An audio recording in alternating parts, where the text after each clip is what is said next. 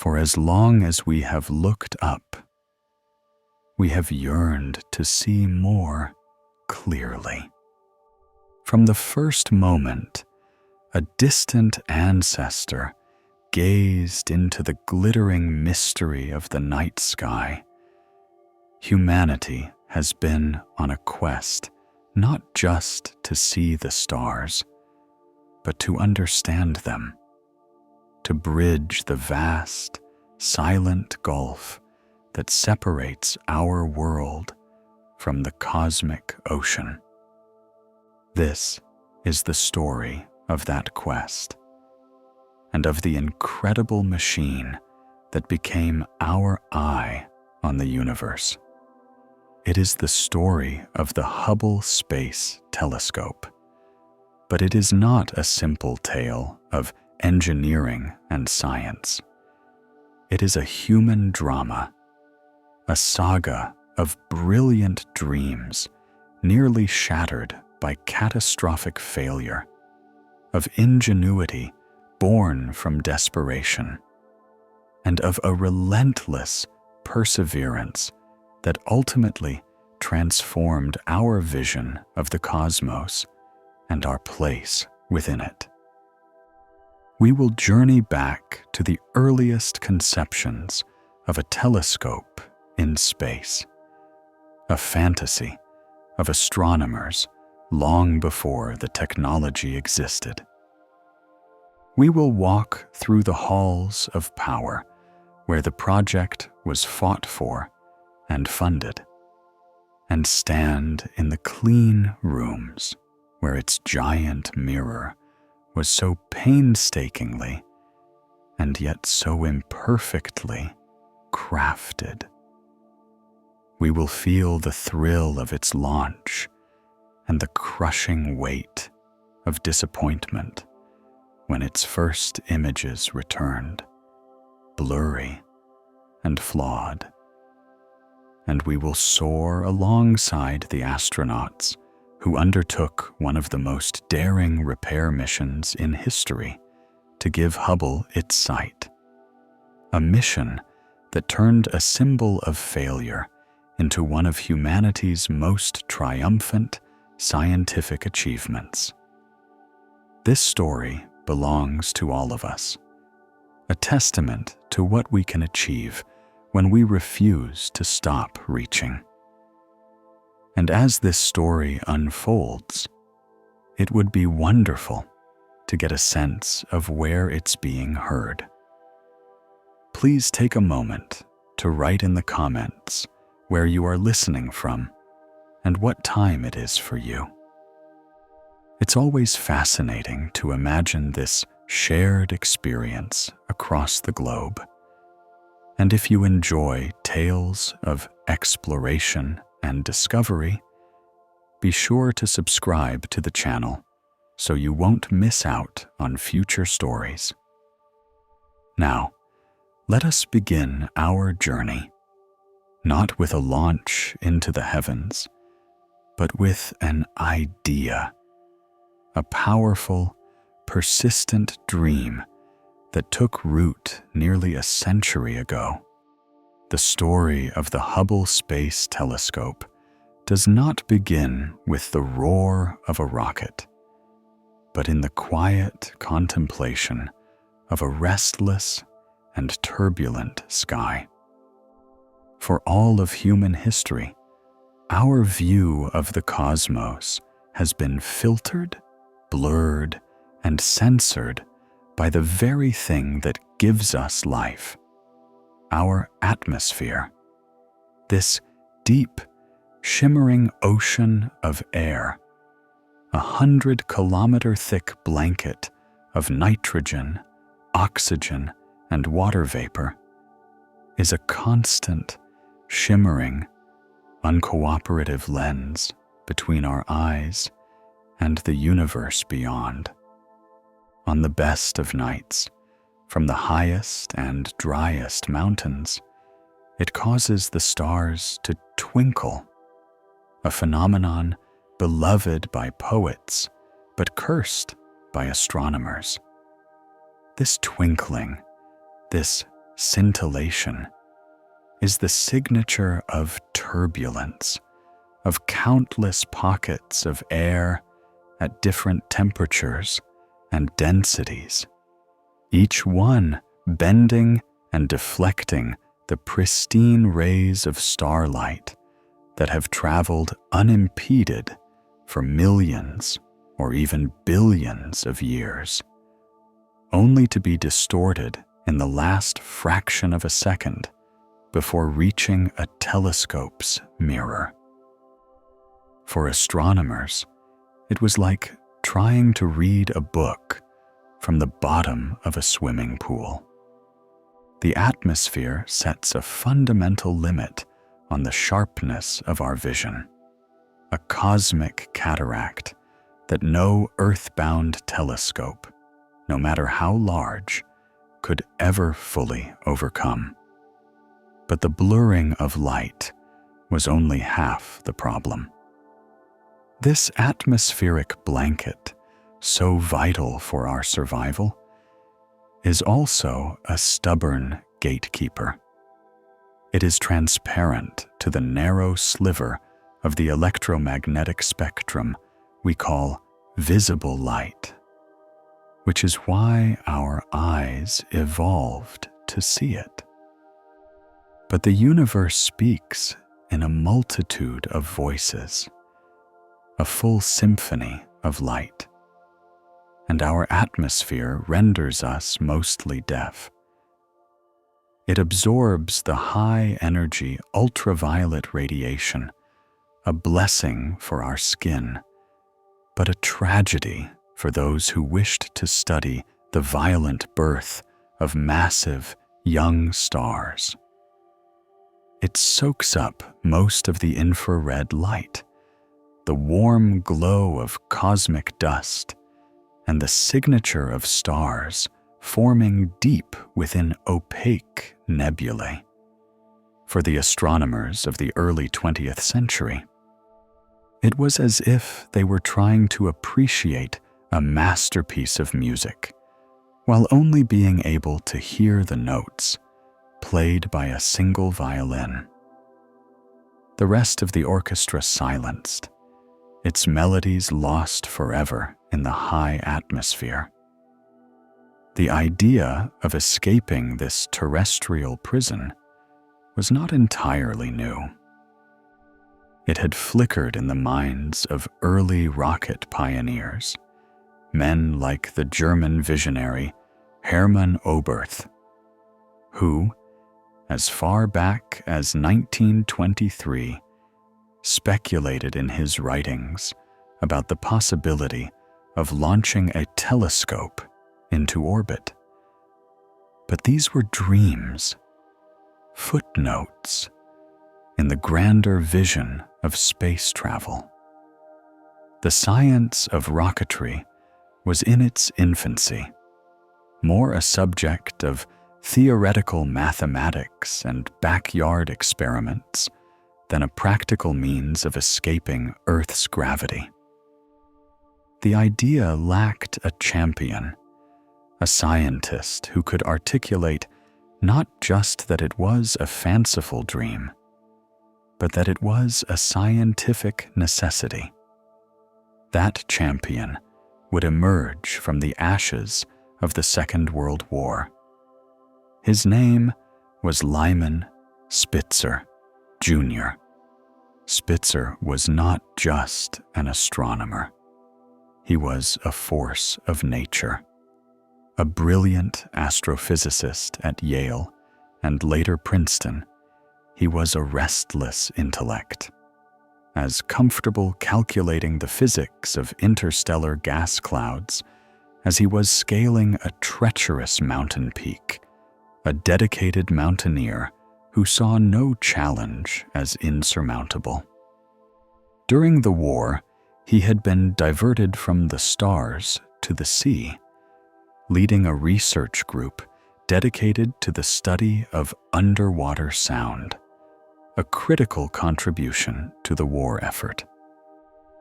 But when the conflict ended in 1945, his mind, like those of so many scientists, turned back to the fundamental questions, armed with a new awareness of the world's technological potential. He had witnessed how the urgency of war could transform theoretical physics into world-altering technology. He had seen the terrifying advent of the German V-2 rocket, a weapon of destruction, to be sure, but also the first object to cross the Kármán line, the recognized boundary of space. In the V-2, Spitzer saw not a weapon, but a vehicle, a key that could unlock the atmospheric door. In 1946, while the world was still grappling with the new realities of the atomic age, Spitzer retreated to his office and penned a document that would become the genesis of all space-based astronomy. It was a paper commissioned by the Rand Corporation, titled simply, "Astronomical Advantages of an Extraterrestrial Observatory." It was not a wild fantasy. It was a sober, methodical, and utterly compelling scientific case. In its pages, Spitzer laid out the argument with the precision of a physicist and the clarity of a visionary. He identified two transformative advantages that a large orbiting telescope would possess. The first was clarity. Freed from the distorting shimmer of the atmosphere, a telescope in space would be limited only by the laws of optics, by the diffraction of light itself. Its vision would be perfectly sharp, achieving a resolution that astronomers on the ground could only dream of. Distant galaxies would resolve from fuzzy smudges into magnificent spirals of individual stars. Binary stars, so close together that their light merged into a single point when viewed from Earth, would be seen as two distinct, separate suns. The ability to distinguish fine detail, what astronomers call angular resolution, would increase by a factor of 10 or more. It was the difference between seeing a car from a mile away and being able to read its license plate. The second, and arguably more profound, advantage was access. Spitzer articulated the problem of the atmosphere as a celestial sensor, blocking out entire genres of cosmic information. An extraterrestrial observatory, he wrote, would throw open the gates to the entire electromagnetic spectrum. It would be able to see in the ultraviolet, the light given off by the hottest and most energetic objects in the universe, quasars blazing at the edge of time, the turbulent shock waves of exploding supernovae, and the brilliant, fleeting lives of massive blue stars. These were the very engines of cosmic change, the forces that forged the heavy elements of which we are made. And their most important secrets were written in a language of light that could not penetrate our sky. Likewise, a space telescope could peer into the infrared, the realm of the cool and the hidden, It could see through the vast, opaque clouds of dust that shrouded the hearts of galaxies and the birthplaces of stars. It could detect the faint, warm glow of protoplanetary disks, the very nurseries where new solar systems were coalescing, and perhaps even glimpse the heat signatures of planets orbiting other stars. To Spitzer, a ground-based telescope was a ship confined to a single, small bay, while a space telescope could sail the entire cosmic ocean, exploring shores of reality previously unimagined. The vision he laid out was breathtaking, but in 1946, it was pure science fiction. The technological chasm between Spitzer's dream and the reality of the day was almost as vast as the distances he hoped to study. The largest rocket, the V-2, could barely heave a 1-ton payload to the edge of space for a few fleeting minutes before it came crashing back to Earth. Spitzer envisioned a telescope with a mirror 5 or perhaps even 15 meters in diameter, weighing many tons, that would need to be placed in a stable, permanent orbit hundreds of miles high. There was no rocket, and no conceivable rocket, that could perform such a feat. Furthermore, how would such an instrument be controlled? The computers of the era were room-sized behemoths of vacuum tubes and relays, utterly unsuited for the confines of a spacecraft. The telescope would need a pointing system of unimaginable precision, able to lock onto a guide star and hold steady for hours or even days without the firm anchor of the Earth beneath it. How would it transmit its data back to the ground? Digital imaging technology did not exist.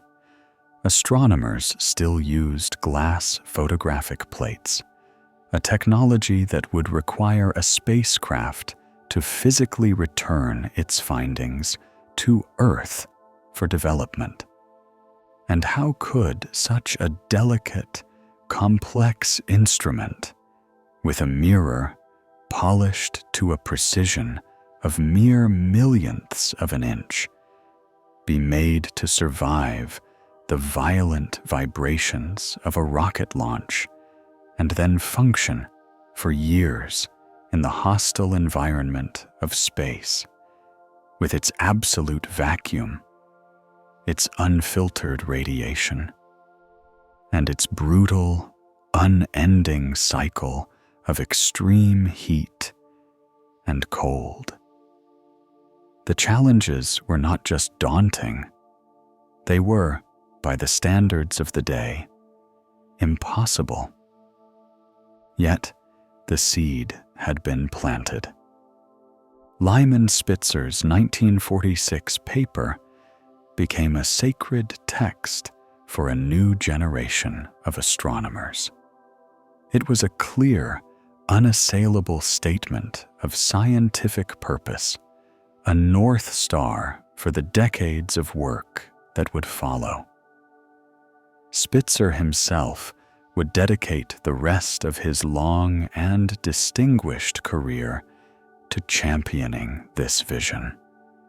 He would lobby, persuade, and politic, becoming the relentless, unwavering advocate for the large space telescope. He understood that the journey would be long, that the technological and political mountains to be climbed were as formidable as any he had faced in the Himalayas. But he also understood the profound importance of the goal. The dream of a clear view, a human eye lifted above the clouds and offered an unfiltered glimpse of the true grandeur of the cosmos, was a dream worth fighting for. The fight would take over 40 years. The dream, so elegantly captured on paper by Lyman Spitzer, floated in the ether of scientific ambition for 2 decades. Through the 1950s and 60s, the dawn of the space age, humanity took its first tentative steps beyond the atmosphere. The launch of Sputnik in 1957 ignited a fierce technological race, and while the primary focus was on putting humans into orbit and eventually on the moon, the scientific potential of space was not forgotten.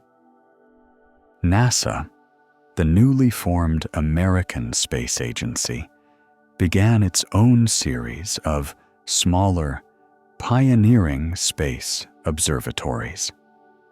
The Orbiting Astronomical Observatory Program, or OAO, was a critical, if troubled, stepping stone.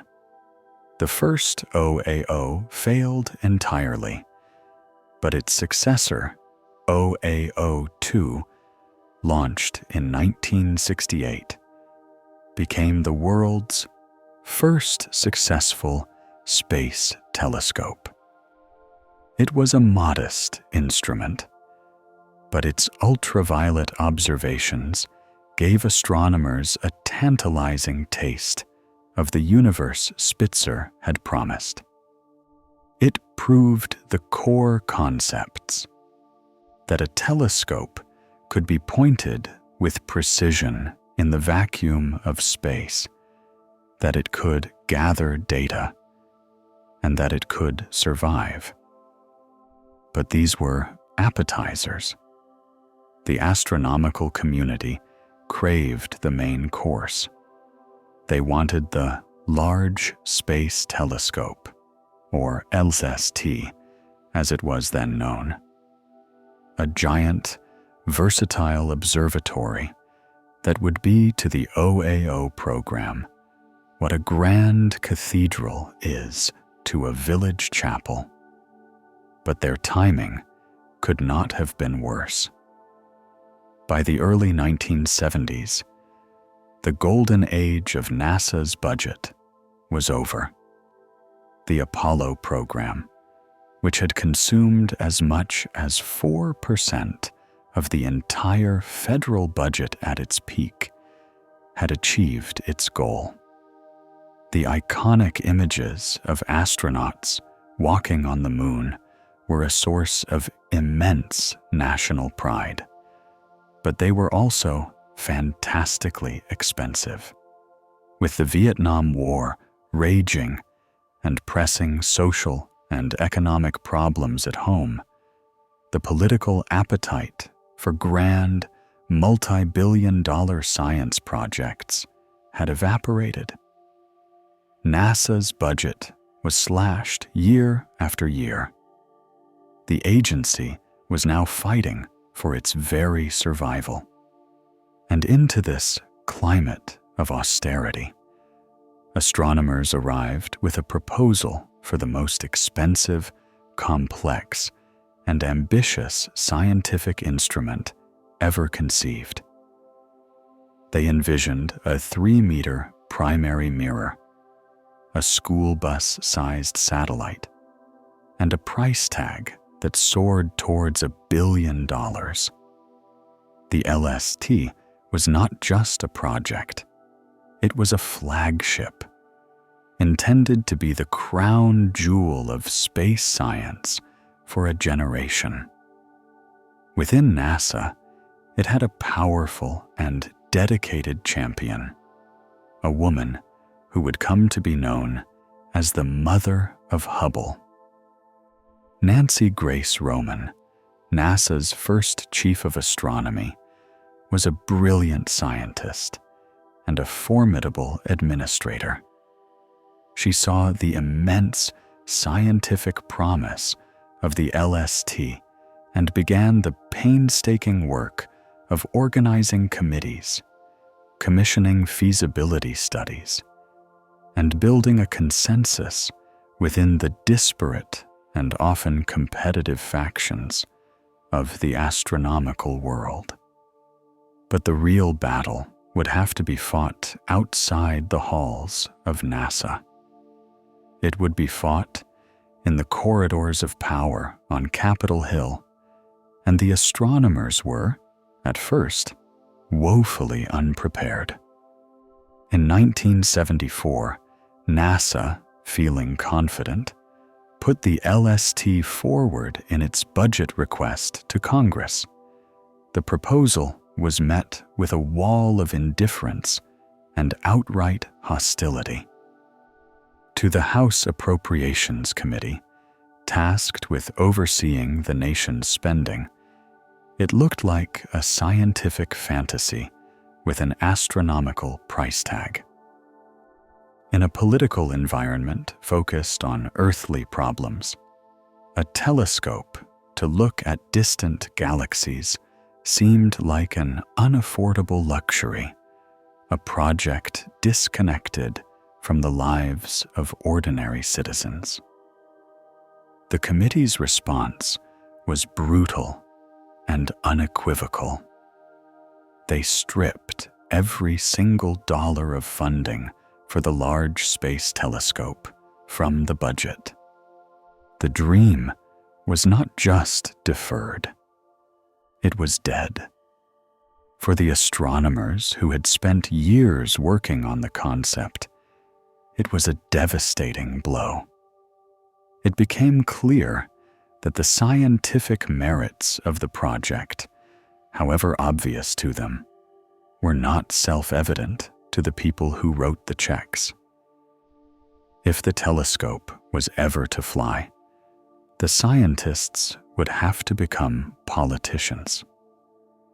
This moment of crisis galvanized the community. Led by Lyman Spitzer, whose quiet determination had only grown stronger over the decades, and John Bacall, a charismatic and energetic astrophysicist from the Institute for Advanced Study, they mounted a counteroffensive unlike any the scientific world had ever seen. They realized they had failed to make their case not to each other, but to the nation. They launched a relentless, two-pronged lobbying campaign. One prong was aimed inward, at unifying the scientific community. They crisscrossed the country, ensuring that astronomers of every specialty understood that the LST was not just a project for cosmologists, but a versatile observatory that would revolutionize every field of astronomy. From the study of planets in our own solar system to the nature of quasars at the edge of time. The second, more crucial prong was aimed outward, at Washington, D.C. Spitzer and Bacall became a familiar sight in the halls of Congress, swapping their academic tweeds for business suits. They went door to door, meeting with any senator, any representative, or any staffer who would give them an audience. They patiently explained the profound questions the telescope would address. How old is the universe? How did the galaxies form? What is our cosmic destiny? They translated esoteric astrophysics into compelling narratives of human curiosity and national prestige. At the same time, they organized a nationwide letter-writing campaign, a grassroots effort that saw astronomers and space enthusiasts from every state flooding the offices of their elected officials with mail supporting the project. During this intense period of lobbying, they made a strategic decision that would prove to be the project's salvation. They recognized that the purely American scope of the project made it politically vulnerable and financially difficult to swallow. They began to look for an international partner. The most logical choice was the European Space Agency, or ESA, a consortium of European nations with a burgeoning space program and a deep well of scientific talent. For ESA, this was a golden opportunity. Participating in the LST would be a chance to join the front rank of space science, to work with NASA on a truly world-class mission.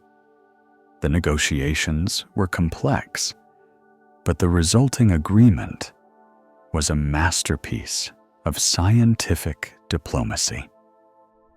ESA agreed to contribute two critical components for the telescope. The first would be the large, wing-like solar arrays that would provide all of the observatory's electrical power. The second would be one of the first-generation scientific instruments, the Faint Object Camera, along with the scientific staff to support it. In return for this substantial investment of money and expertise, European astronomers were guaranteed a 15% share of the telescope's observing time. This was a brilliant move. It immediately reduced the financial burden on the U.S. taxpayer, making the project more palatable to budget-conscious politicians. But more importantly, it transformed the LST from a solely American endeavor into a symbol of international scientific cooperation, giving it a much broader and more resilient base of political support. Armed with a new, leaner design, the proposed mirror was scaled back slightly from 3 meters to a more manageable 2.4 meters. And with their new European partners at their side, the astronomers returned to Congress in 1977. The atmosphere this time was different. The relentless lobbying had paid off. The members of Congress were now familiar with the project's scientific goals. The cost sharing with Europe made the numbers look much more reasonable. The final hurdle was the Senate Appropriations Subcommittee, and it was here that the tide finally turned. After a persuasive presentation by the scientific team, the Senate voted to restore a portion of the funding. A tense House-Senate conference committee followed, and when the dust settled, the Large Space Telescope was officially alive, allocated a modest initial budget to begin its design phase. It was a fraction of what they had hoped for, but it was a foothold.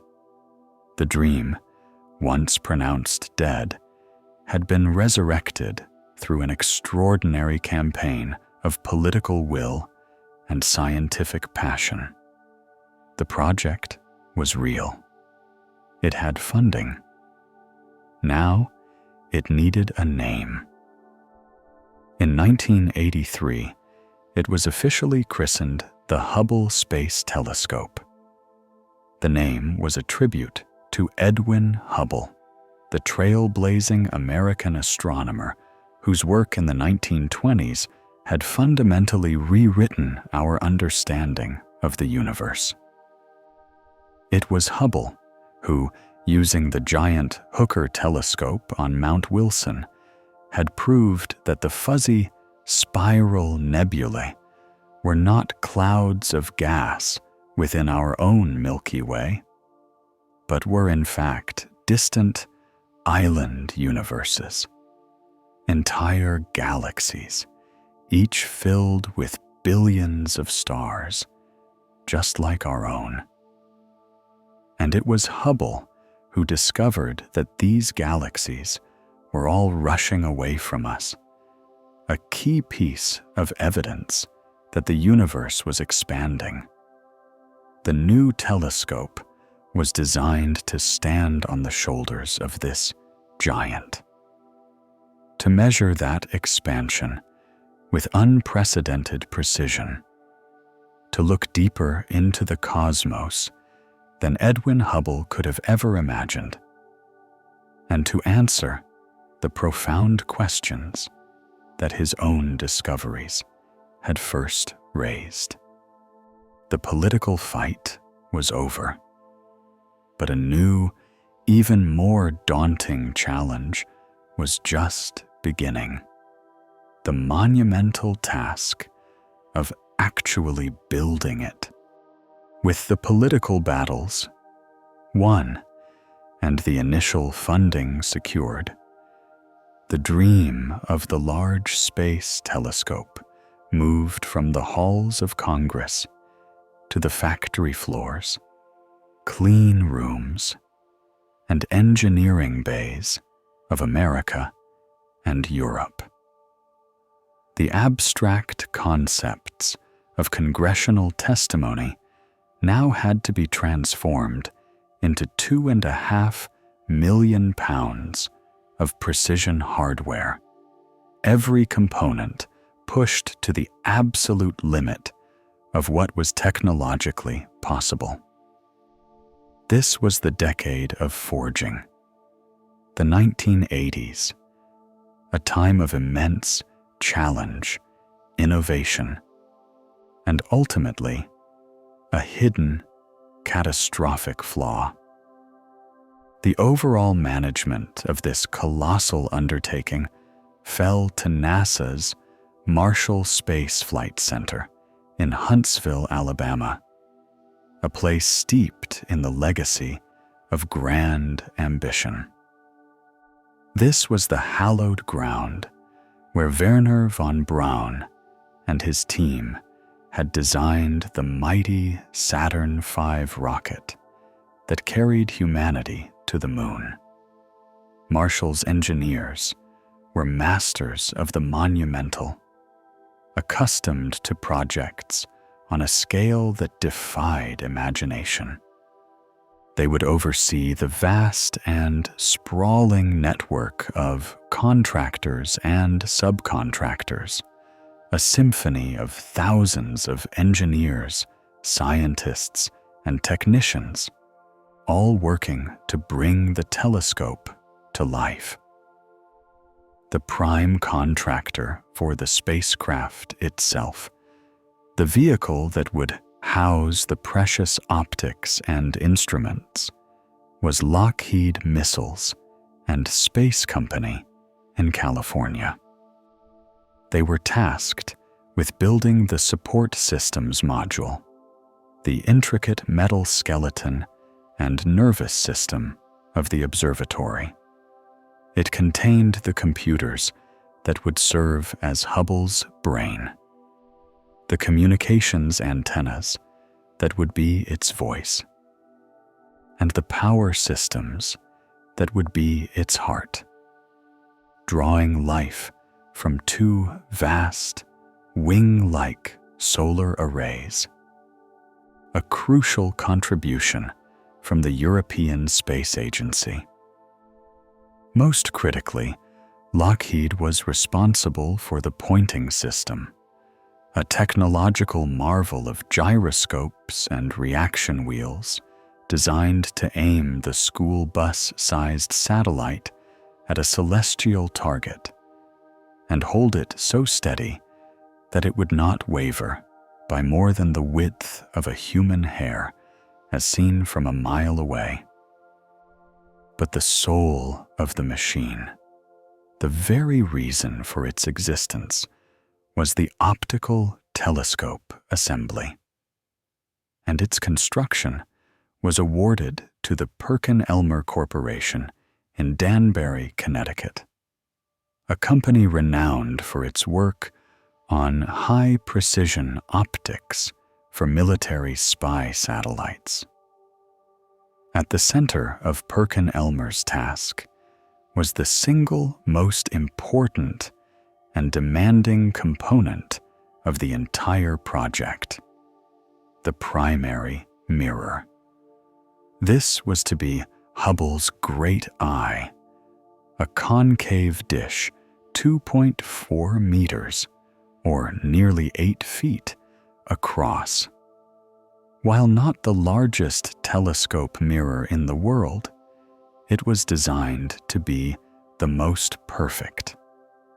It was fashioned from a special slab of ultra-low expansion glass, engineered by the Corning Company to be almost completely immune to the brutal temperature swings of space, where the sunlit side of the telescope would bake at over 200 degrees Fahrenheit, while the shaded side plunged to 150 below zero. To save weight for the launch, the mirror was not a solid piece, but a honeycomb structure, with over 80% of the glass from its back carved out, reducing its mass to a mere 1,025 pounds. For years, inside a specially constructed, seismically isolated clean room in Danbury, the mirror underwent the painstaking process of grinding and polishing. Computer-controlled machines, guided by lasers, slowly wore away at the glass surface, shaping it into a precise hyperbolic curve. The required accuracy was a figure so small it borders on the abstract. The mirror's surface could not deviate from its perfect, mathematically defined shape by more than 10 nanometers, about 1/10,000th the width of a human hair. It was a level of precision so extreme that if the mirror were scaled up to be the diameter of the entire continental United States, from coast to coast, the largest imperfection, the tallest hill, or the deepest valley on its surface would be no more than 3 inches high. It was, by a wide margin, the smoothest large object ever crafted by human hands. To achieve and to verify this astounding level of perfection, Perkin-Elmer's engineers relied on a custom-built and highly sophisticated testing device known as a null corrector. This was itself a complex assembly of mirrors and lenses, designed to be the ultimate arbiter of the mirror's shape. Its job was to shine a light onto the mirror's surface, and if the mirror was shaped perfectly, the reflected light would pass back through the null corrector in a very specific, flawless pattern. Any deviation from this pattern indicated an imperfection on the mirror's surface, telling the opticians exactly where they needed to polish away more glass. The null corrector was the oracle, the infallible guide upon which the entire optical integrity of the telescope depended. Its pronouncements were treated as absolute truth.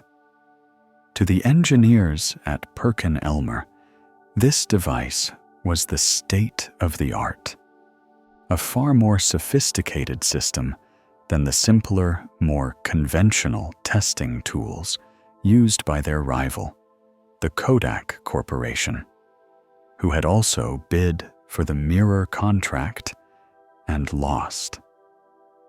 The faith in this complex piece of testing hardware was total.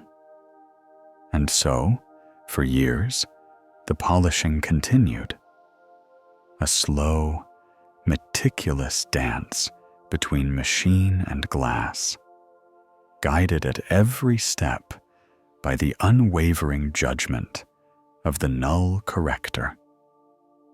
When the polishing was finally complete in 1981, the mirror was declared a triumph of optical engineering. A perfect eye ready to be coated with a whisper-thin 65-nanometer layer of pure aluminum and a protective layer of magnesium fluoride, transforming the pristine glass into a brilliant, flawless mirror. While the mirror was being perfected, a suite of 5 incredible scientific instruments was being prepared, each one a masterpiece of technology in its own right. These were the scientific heart of Hubble, the tools that would actually analyze the starlight gathered by the Great Mirror. They were designed to be modular, like drawers in a cabinet, so that future astronauts could, in theory, swap them out and upgrade the telescope over time. There was the wide field and planetary camera, designed to be the main workhorse for taking breathtaking panoramic images of the cosmos. There was the faint object camera, the European Space Agency's contribution, designed to see objects with the highest possible resolution, pushing Hubble's vision to its absolute limit. And there were the spectrographs, the Goddard High-Resolution Spectrograph, and the Faint Object Spectrograph. These instruments acted not as cameras, but as prisms, taking the light from a single star or galaxy and spreading it out into its constituent colors. A rainbow-like spectrum. Within this spectrum, astronomers could read the chemical composition, temperature, and motion of a distant object, a form of cosmic forensics that could reveal the secrets of stellar evolution and galactic dynamics. Finally, the high-speed photometer was designed to measure the brightness of celestial objects with incredible speed and accuracy. Together, this suite of instruments made Hubble not just a telescope, but a complete orbiting astronomical laboratory. By the mid-1980s, the pieces were finally coming together. The perfect mirror was integrated into its support structure. The scientific instruments were tested and installed. The great spacecraft was assembled by Lockheed. The project was years behind schedule and hundreds of millions of dollars over budget, a source of constant political friction. But it was nearing completion. A launch date was set for October 1986. The anticipation within the astronomical community was palpable.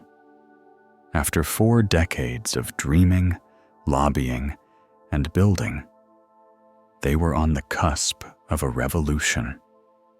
And then, on a cold January morning in 1986, the dream turned into a nightmare. The Space Shuttle Challenger exploded 73 seconds after liftoff, killing its crew of 7 and grounding the entire shuttle fleet indefinitely. The tragedy sent a shockwave through NASA and the nation. For the Hubble Space Telescope, now fully assembled and waiting in a clean room in California, it meant an agonizing delay. The perfect eye was trapped on Earth, its journey to the heavens postponed by a terrestrial catastrophe. The months turned into years. The telescope had to be maintained in its pristine state, its systems constantly powered on and monitored in the clean room, a costly vigil that added hundreds of millions of dollars more to the final price tag. It was a period of deep frustration and uncertainty, a long and silent wait for a new dawn. Finally, after a painful and soul-searching redesign of the shuttle systems, the fleet returned to flight. A new launch date was scheduled. In the spring of 1990, the Hubble Space Telescope was carefully transported to the Kennedy Space Center and loaded into the payload bay of the Space Shuttle Discovery. After more than 40 years, Lyman Spitzer's vision, forged through political struggle and unprecedented engineering, was finally poised on the edge of space, ready to open its eye and deliver its promised view of a new universe. The world held its breath, unaware that the perfect vision they were all expecting was already and fatally compromised. On the morning of April 24th, 1990, the Florida coastline shimmered under a familiar blanket of heat and humidity. But the air at the Kennedy Space Center was charged with an electricity that had nothing to do with the weather. It was a tension woven from 44 years of deferred dreams, a potent mixture of hope and anxiety. In the viewing stands, a generation of astronomers had gathered. Men and women, now in their 60s and 70s, who had been young graduate students when Lyman Spitzer first penned his audacious proposal, now stood with their faces tilted towards the sky, their life's work encapsulated in the 13-ton cylinder of metal and glass nestled within the payload bay of the Space Shuttle Discovery. After the Challenger disaster and the agonizing years of delay, this day felt both surreal and long overdue. At 8:34 a.m., the final countdown reached its deafening crescendo. With a colossal eruption of fire and steam, the shuttle's main engines and solid rocket boosters ignited, and Discovery clawed its way into the sky. The launch was a spectacle of controlled violence, a brutal but beautiful ascension that pinned the 5 astronauts deep into their seats and rattled the very bones of the spectators miles away. For the astronomers on the ground, that rising pillar of smoke was not just a rocket launch. It was the culmination of their entire careers, a dream taking flight on a plume of fire. Aboard Discovery, the ride to orbit was punishingly swift. In just 8.5 minutes, the shuttle had shed its boosters and its massive external tank, transforming from a roaring rocket into a silent, graceful glider on the edge of space. The crew, commanded by Lauren Shriver, could finally unstrap themselves and begin their mission, the deployment of the Hubble Space Telescope. The next day, astronaut Stephen Hawley, a trained astronomer himself, carefully manipulated the shuttle's 50-foot robotic canadarm, gently lifting the telescope from the payload bay and holding it aloft against the stunning backdrop of the curving blue Earth. It was a moment of profound symbolism, a human hand extended by technology, offering a new eye to the heavens. But the cosmos does not yield its secrets easily. As the ground controllers sent the command for Hubble to unfurl its 2 solar arrays, the delicate 40-foot wings that would drink in sunlight and power the observatory, a crisis unfolded in slow motion. One of the arrays deployed perfectly, but the other stopped, snagged by a stray cable. For hours, a tense drama played out between orbit and Earth.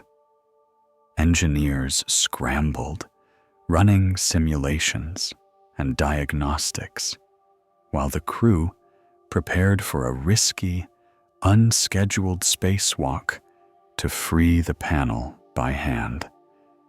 The thought that the multi-billion-dollar observatory might be crippled before it was even released was almost unbearable.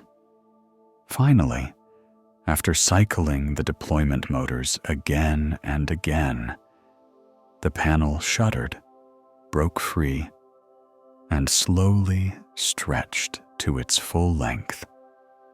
A collective sigh of relief, a wave of applause, rippled through Mission Control in Houston.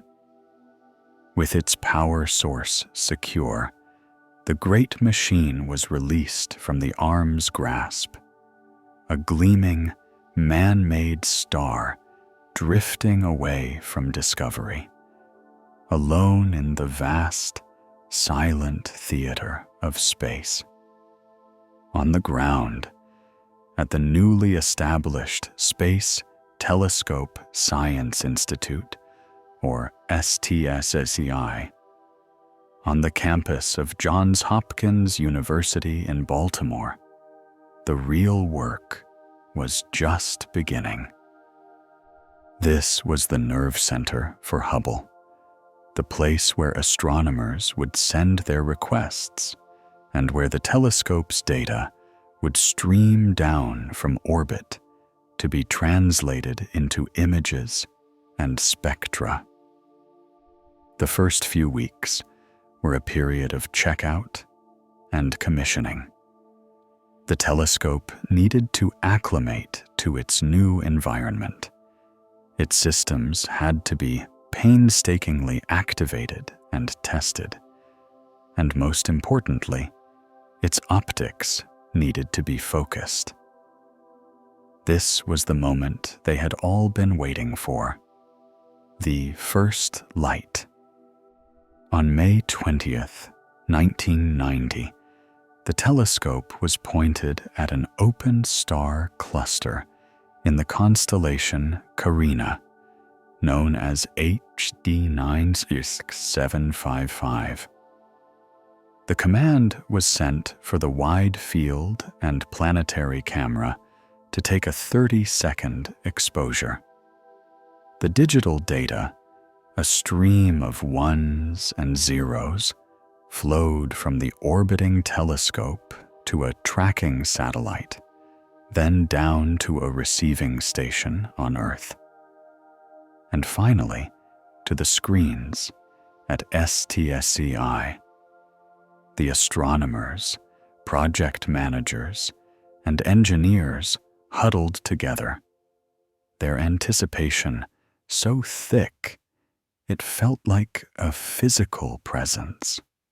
The first image began to resolve on the monitor, and then a wave of confusion rippled through the room, followed by a sickening, cold dread. The stars were not the crisp, sharp, diamond-like points of light they had been promised. They were fuzzy. Each star was surrounded by a strange, ethereal halo, a misty tendril of light that smeared its perfect image into a disappointing blur. There was a stunned silence. This wasn't right. The initial reaction was one of denial, a desperate search for a simple explanation. Perhaps the focus was off. It had to be the focus. For days, engineers commanded the tiny motors that controlled the position of Hubble's secondary mirror, moving it forwards and backwards in microscopic increments, hunting for that sweet spot of perfect clarity. With each new image, the team would hold its breath, hoping to see the blur resolve into the promised pinpoints. But it never did. They could make the central core of the star image a little sharper, but the hazy halo, the fuzzy skirt of light, remained stubbornly in place. No matter what they did, the image would not snap into focus. The awful realization began to dawn on the optical scientists. The problem wasn't the focus. It wasn't the pointing system. It wasn't a computer glitch. The problem was deeper, more fundamental, more terrible than any of them had dared to imagine. The problem was in the mirror itself. The shape was wrong. A special commission was convened, led by Lou Allen, the director of the Jet Propulsion Laboratory, to investigate the unthinkable. They began a forensic deep dive into the telescope's history, sifting through thousands of pages of Perkin-Elmer's design and testing documents from the early 1980s. The diagnosis they uncovered was as shocking as it was precise. Hubble was suffering from a classic textbook optical flaw known as spherical aberration.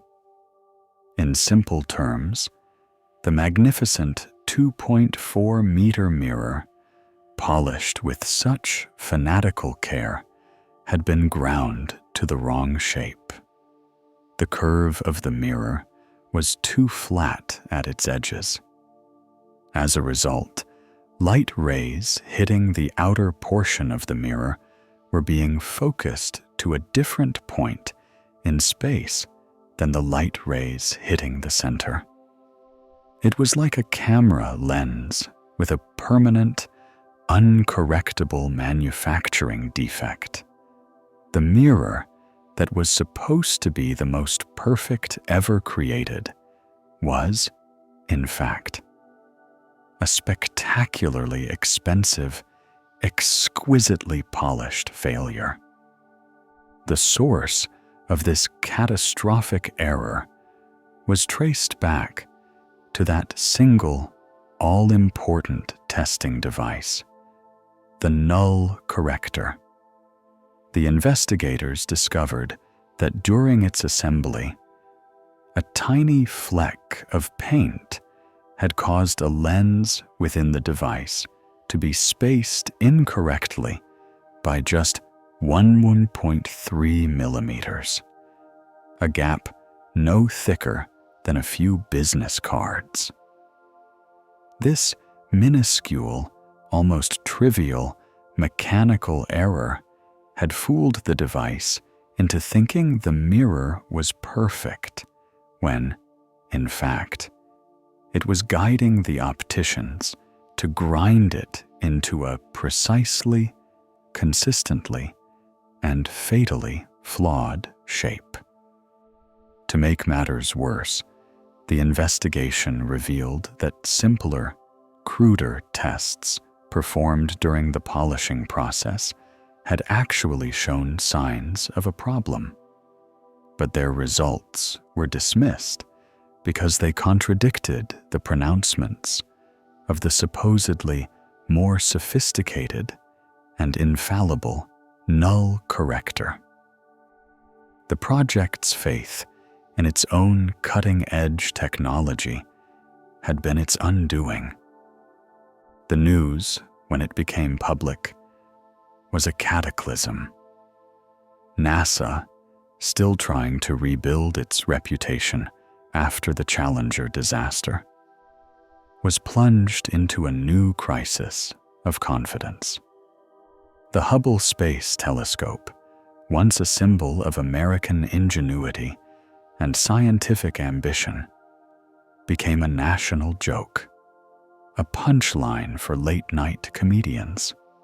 It was the techno-turkey, a billion-dollar blunder.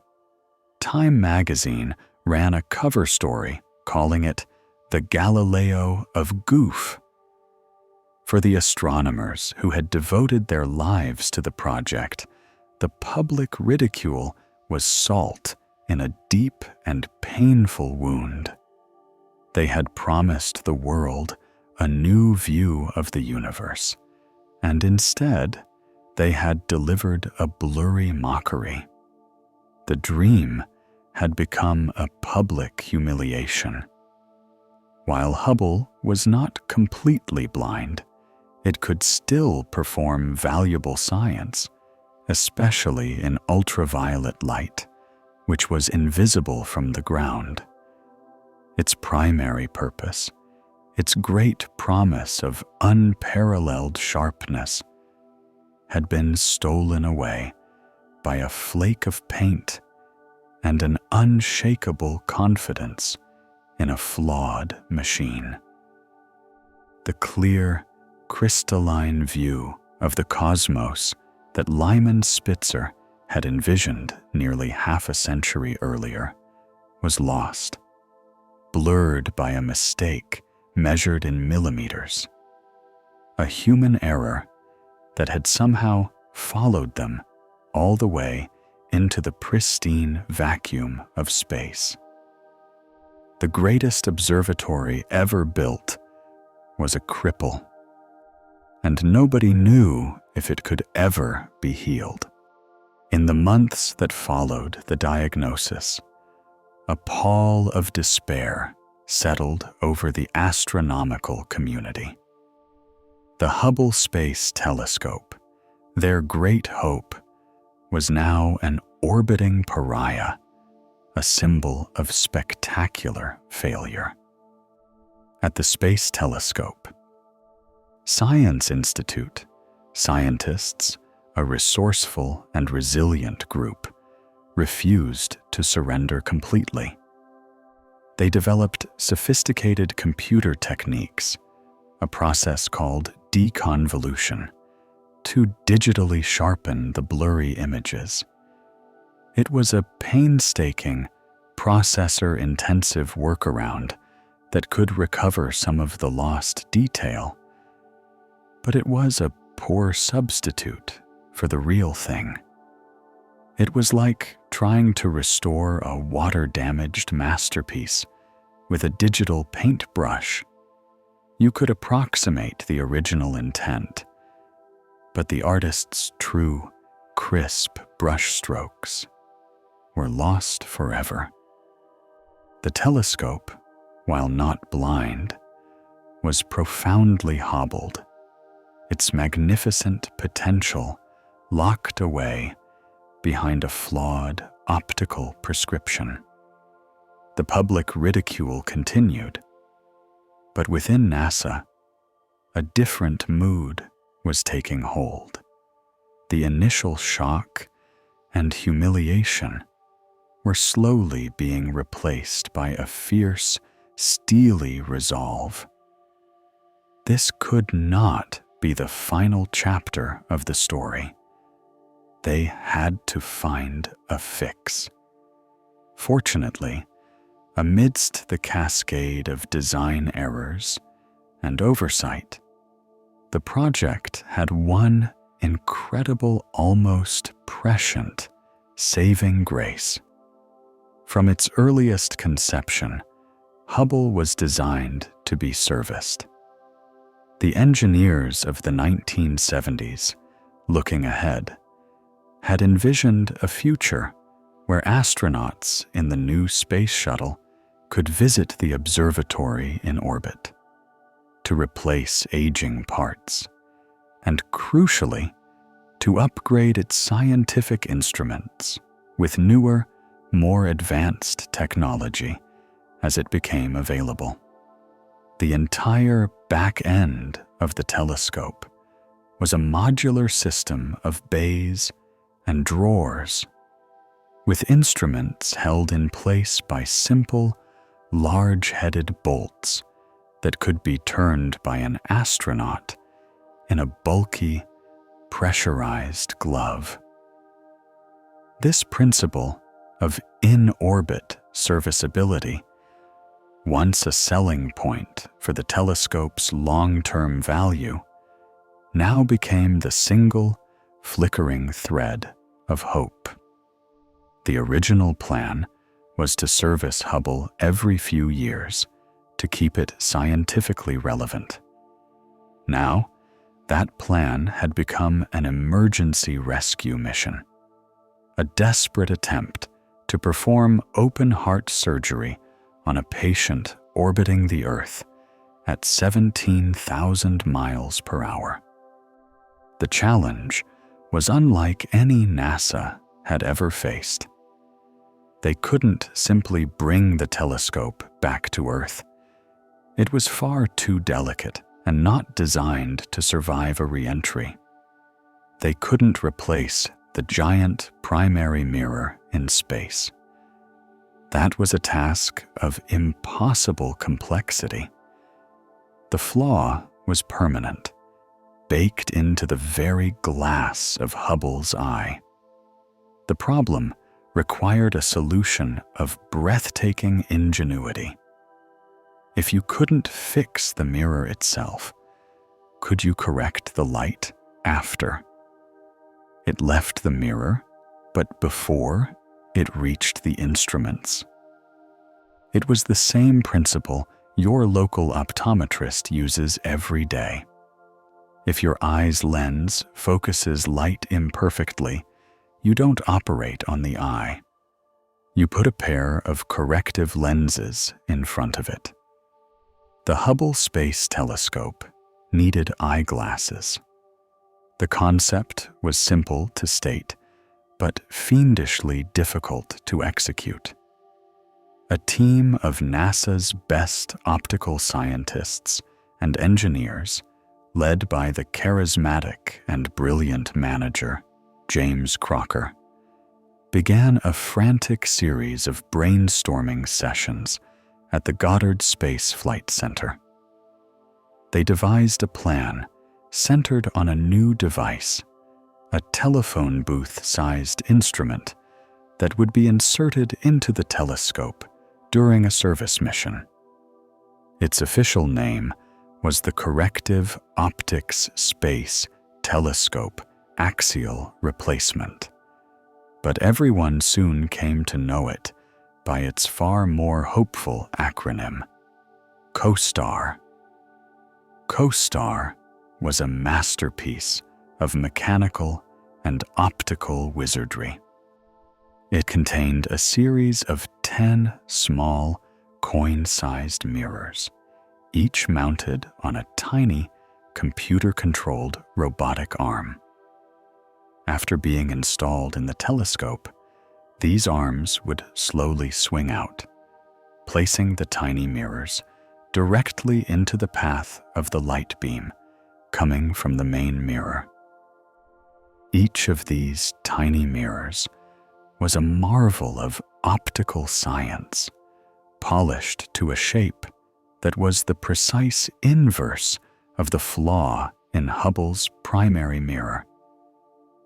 They were deliberately, perfectly misshapen, designed to intercept the flawed cone of light and bend it back into its correct, perfectly focused form before it entered the scientific instruments. It was a solution of sublime elegance, a way to cancel out a billion-dollar error with a set of carefully placed, postage stamp-sized mirrors. But this solution came with a necessary sacrifice. To make room for COSTAR, one of the telescope's original instruments had to be removed and discarded. The high-speed photometer was chosen for the unfortunate honor, and while its loss was a blow, it was a small price to pay for the salvation of the entire mission. At the same time, a second parallel effort was underway. The Wide Field and Planetary Camera, or WFPC, was already scheduled to be replaced with an upgraded second-generation version, WFPC-2. Engineers at the Jet Propulsion Laboratory realized they could incorporate the fix directly into the new camera. They redesigned its internal optics, placing tiny corrective mirrors inside the camera itself, essentially giving it its own built-in pair of glasses. This meant WFPC-2 wouldn't need to rely on COSTAR. COSTAR's job would be to correct the light for the remaining original instruments, the two spectrographs and the faint object camera. With the hardware solution designed, the focus shifted to the human element. This would be the most ambitious and complex repair mission ever attempted. NASA selected a crew of 7 astronauts for the mission, designated STS-61, aboard the Space Shuttle Endeavour. The team was a blend of seasoned veterans and skilled rookies, but its success would hinge on the 4 chosen spacewalkers: Story Musgrave, Jeffrey Hoffman, Thomas Akers, and Catherine Thornton. Musgrave, the lead spacewalker, was a living legend within the astronaut corps, a physician and pilot with 6 academic degrees. on the cusp of his 5th space flight. Hoffman was an astrophysicist, an astronaut who understood the telescope's scientific soul better than anyone. Together, they would lead a team tasked with an unprecedented 5 back-to-back days of spacewalks, each lasting 6 to 8 hours. Their training was the most intensive any astronaut crew had ever undergone. At the Marshall Space Flight Center, they plunged into a gigantic water tank known as the Neutral Buoyancy Laboratory. In this tank, a full-scale, high-fidelity mock-up of the Hubble Space Telescope was submerged. Weighted down in their bulky white space suits, the astronauts could simulate the weightlessness of orbit, allowing them to practice every single step of the repair mission over and over again. They spent more than 400 hours underwater, meticulously choreographing their movements, learning the feel of the more than 200 custom-designed tools, from tiny wrenches to a power ratchet that looked like a space-age drill. They rehearsed every contingency, every possible failure, until the intricate dance of the repair became second nature. This was surgery by remote control, and the pool was their operating theater. As the launch date in December 1993 approached, the pressure was almost unbearable. The entire world was watching. The reputation of NASA, the future of the multi-billion-dollar space shuttle program, and the dreams of the global astronomical community were all riding on the shoulders of this one crew and their ability to execute a series of complex tasks that had never been tried before. The mission had to be perfect. There was no room for error. On a cold, clear night, on December 2nd, 1993, the Space Shuttle Endeavour stood illuminated on the launch pad, a stark, white beacon against the black Florida sky. The mood was vastly different from the hopeful celebration that had accompanied Hubble's first launch. This was not a mission of discovery. It was a mission of redemption. The shuttle wasn't just carrying 7 astronauts and 2 new instruments. It was carrying the weight of a national embarrassment and the last, best hope for a crippled giant, waiting silently in the cold darkness of orbit for the surgeons to arrive. The journey of the space shuttle. Endeavor through the blackness of space was a silent 3-day pursuit. Below, the Earth spun in a hypnotic, silent ballet of blue, white, and ochre. A constant and beautiful reminder of everything the crew had left behind. Inside the shuttle, the 7 astronauts were a tightly focused island of human purpose, their minds fixed on the quarry they were chasing, the wounded giant, the Hubble Space Telescope. On the 3rd day, they found it, first as a brilliant, star-like point of light, then slowly growing into a recognizable shape, a great silver cylinder with its solar wings outstretched, glinting in the unfiltered sunlight. As Endeavour drew closer, the commander, Richard Covey, expertly maneuvered the 100-ton orbiter, feathering its thrusters with a surgeon's touch until it was flying in perfect formation with the telescope just 35 feet away. For the astronauts pressed against the flight deck windows, it was a breathtaking sight. Hubble was bigger and more magnificent than any of the simulations could convey, but they could also see its imperfections. One of the vast solar arrays, baked and cooled thousands of times in its 3 years in orbit, was visibly warped and buckled, a clear sign of the stress the observatory had endured. The rescue was about to begin.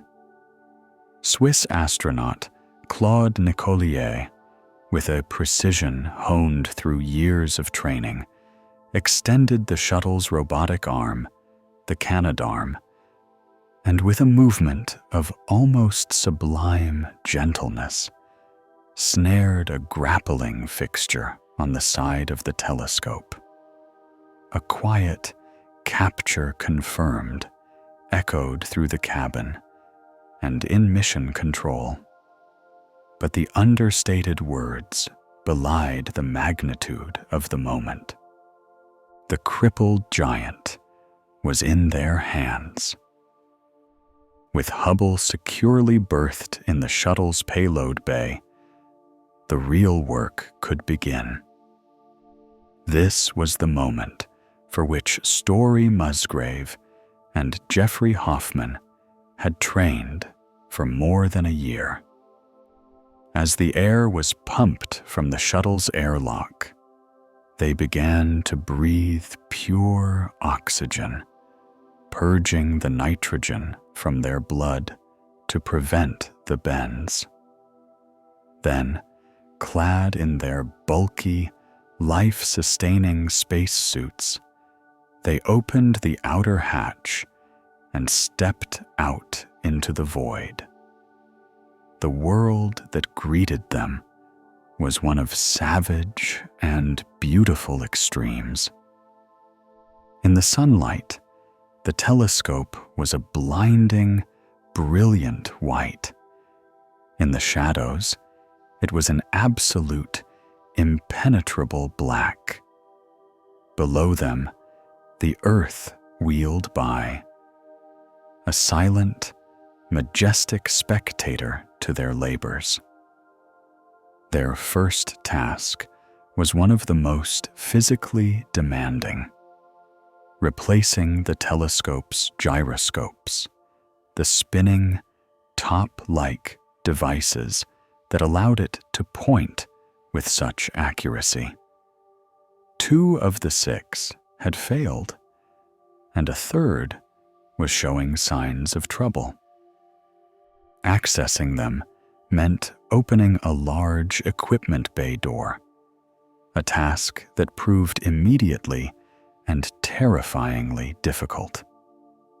The bolts holding the door shut had been torqued too tightly on the ground, and now, after 3 years of thermal cycling in space, they were stuck fast.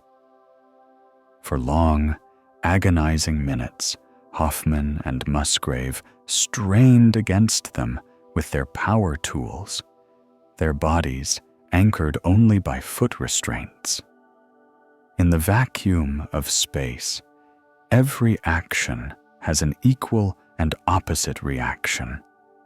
As they pushed on the wrench, their entire bodies tried to spin in the opposite direction. It was a brutal, exhausting wrestling match, a battle of human muscle against cold, unforgiving mechanics. On the ground, engineers held their breath. A stripped bolt, A broken tool could have ended the mission right there. Finally, with a surge of adrenaline and a grunt of exertion that was audible over the radio, Hoffman put his entire body into the effort, and the bolt broke free. The door was open. The mission was alive. The next spacewalk saw Tom Akers and Catherine Thornton take center stage for the most visible part of the repair, replacing the solar arrays. The original European-built arrays had a design flaw. As the telescope passed from the freezing darkness of Earth's shadow into the direct heat of the sun, the metal supports for the solar panels would expand, causing the entire telescope to shudder with tiny vibrations that ruined its ability to hold a steady aim. The new arrays were designed to fix this. But first, the old ones had to be removed. The damaged, warped panel refused to retract into its storage cassette. After several failed attempts, Mission Control made a bold decision: cut it loose. In a moment that was both poignant and strangely beautiful, Thornton, holding the massive 350-pound solar wing, simply let it go. It drifted slowly away from the shuttle, a piece of cosmic flotsam, tumbling end over end until it eventually burned up in the Earth's atmosphere. With the old arrays gone, the crew methodically installed the new, more robust set, their cylindrical cassettes gleaming in the sun. With the telescope's power and pointing systems addressed, the third and fourth spacewalks focused on the mission's true purpose: restoring its sight. This was the optical surgery. First, Musgrave and Hoffman had to replace the wide field and planetary camera. WFPC, as it was known, was the size of a baby grand piano. In the weightlessness of space, it had no heft, but it still had mass and inertia, making it incredibly unwieldy. With painstaking care, they unlatched the old camera, which had taken all of Hubble's famously blurry images, and slowly slid it out of its bay. For a moment, they held the instrument that had been the source of so much scientific disappointment. Then, they carefully maneuvered the new, optically corrected WFPC-2 into the empty slot. It was a moment of profound significance, sliding the cure into the cavity left by the disease. But the main event was yet to come. The next day, it was time to install CoStar, the eyeglasses for the other three instruments. This required removing the high-speed photometer, an instrument that was working perfectly but had to be sacrificed for the greater good.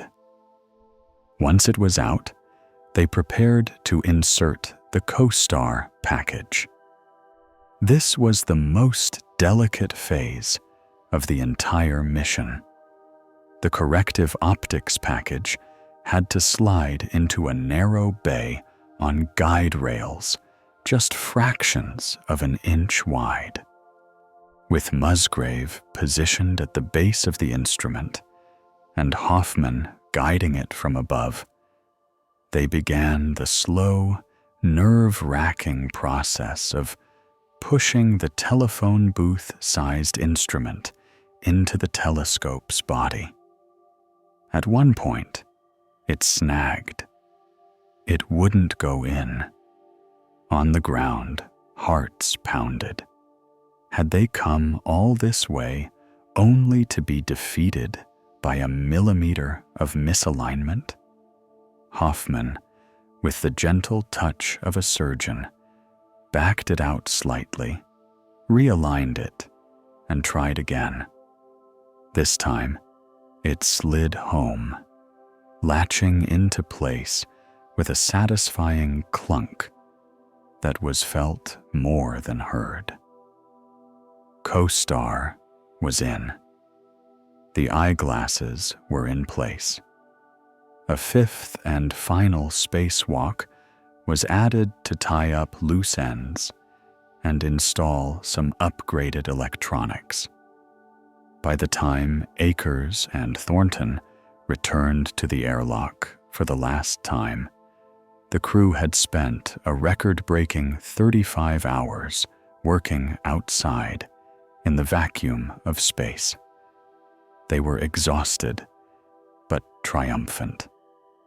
They had completed every single planned task and more, fixing bulky doors, replacing electronics, and giving the telescope not just new eyes, but a new heart and new wings. Their work in the orbiting operating room was done. Now came the moment of truth. On December 9th, 1993, with the new solar arrays unfurled and gleaming, Claude Nicollier once again took control of the Canadarm.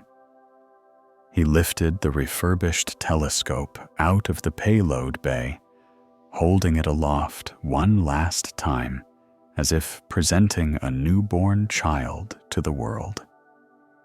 Then, with a command from the flight deck, the latches on the arm opened, and Hubble was released. It drifted away from Endeavour, silent and majestic, its mission of redemption complete. The astronauts watched it go, their faces filled with a mixture of pride, exhaustion, and profound hope. They had done everything they could. They had performed the most complex repair in the history of spaceflight. They had given the telescope its chance to see clearly. Now, all they and the world could do was wait and wonder and hope that it would be enough. The true test would come in the weeks that followed, when the first new images, taken through the corrected optics, would finally make their way back to Earth. The astronauts of Endeavour had returned to Earth as heroes, their mission a flawless execution of the most complex orbital surgery ever conceived. But for the scientists and engineers at the Space Telescope Science Institute, the victory was not yet won. The true test, the final verdict, would not come from the crew, but from the telescope itself. The memory of 1990 was a fresh scar, a ghost of disappointment that haunted the control rooms. They had been certain of success then, too, only to be met with the crushing reality of a flawed mirror. Now, a cautious, fragile hope mingled with a deep-seated anxiety. Had the fix worked? Had the years of planning, the desperate ingenuity, the heroic efforts of the spacewalkers all been enough? The world waited for the answer, which would arrive not as a triumphant declaration, but as a silent stream of photons from the edge of the solar system. In the days following Hubble's release, engineers on the ground began the painstaking process of recommissioning the observatory. CoStar's tiny robotic arms were commanded to unfold, slowly and deliberately swinging the corrective mirrors into the precise, calculated positions within the telescope's light path. The new solar arrays were tested, the new gyroscopes spun up, and then it was time for the first picture from the newly installed Wide Field and Planetary Camera 2. The target was a single bright star, part of a cluster designated NGC 2440. The choice was deliberate and diagnostic. A single point of light was the purest and most unforgiving test of an optical system. It would reveal instantly if the spherical aberration, the fuzzy halos that had plagued the original camera, had been vanquished. On December 18th, 1993, the command was sent. The camera's shutter opened, and for a few seconds, it drank in the starlight. The data streamed down to Earth. On the computer monitors in Baltimore, the image resolved, and a collective, audible gasp swept through the room. A sound of pure, unadulterated relief. The halo was gone. The fuzzy skirt of light had vanished. In its place was a single, exquisite, razor-sharp point of light, a tiny, brilliant needle prick of pure energy.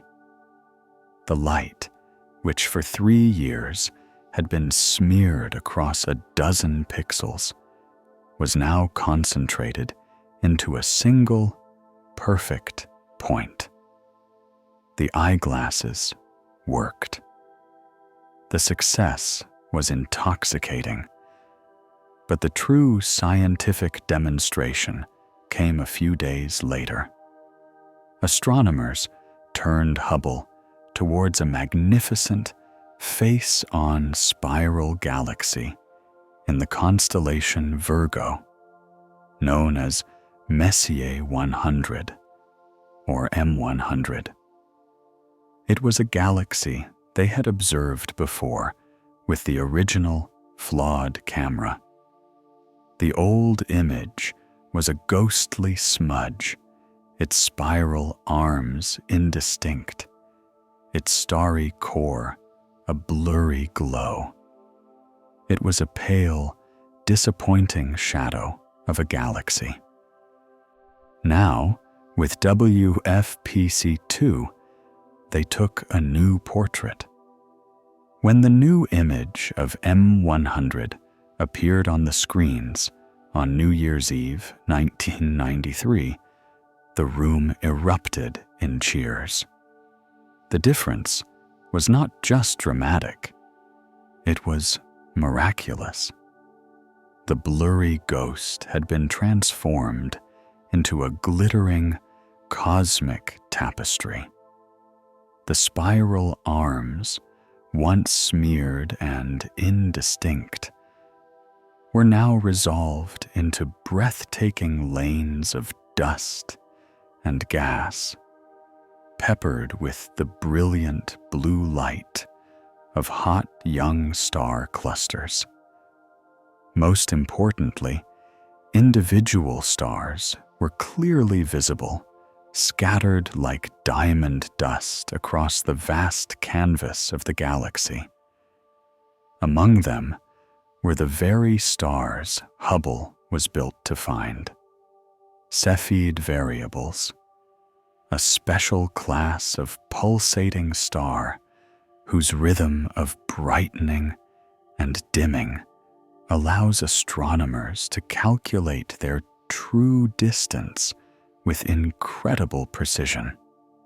Finding these stars in M100 and other galaxies was the key to one of Edwin Hubble's own primary quests: to measure the expansion rate and thus the age of the universe. In the old, blurry images, these crucial stars were lost in the haze. In the new, crystalline view, they popped out, clear and unmistakable. The telescope was not just fixed. It was reborn, more powerful and more capable than its original designers had ever dared to hope. The national joke had become a global triumph overnight. The years that followed were a golden age of discovery, as the reborn Hubble turned its sharp, clear gaze upon the universe and began to systematically rewrite every chapter of the astronomy textbooks. In 1994, it had a ringside seat for one of the most violent events ever witnessed in our solar system: a comet named Shoemaker-Levy 9, which had been torn apart by Jupiter's immense gravity on a previous pass, was on a collision course with the gas giant. Astronomers on Earth could only watch, their view blurred by our own atmosphere. But Hubble soared above it all, a perfect, unwavering eye. It captured breathtaking images of the comet's fragments, a string of pearls stretched across millions of miles of space, each piece a cosmic bullet heading for its target. And then it watched the impacts.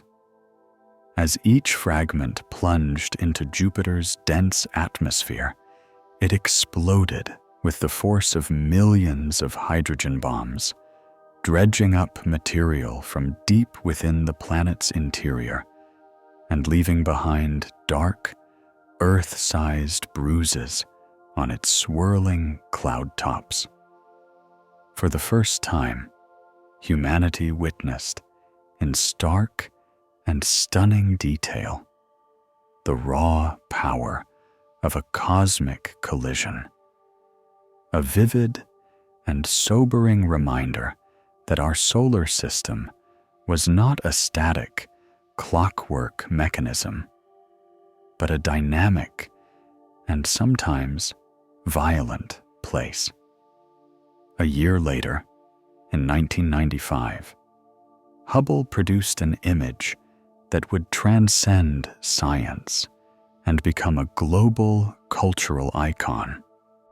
Pointing its gaze towards the Serpens constellation, it focused on the Eagle Nebula, a vast stellar nursery 7,000 light-years from Earth. The resulting photograph was named the Pillars of Creation. It was a celestial landscape of unimaginable scale and beauty. 3 colossal towers of cold interstellar gas and dust, the largest of them light years in height, rose like ghostly cosmic sculptures. They were silhouetted against the brilliant glow of a cluster of massive young stars located beyond the pillars.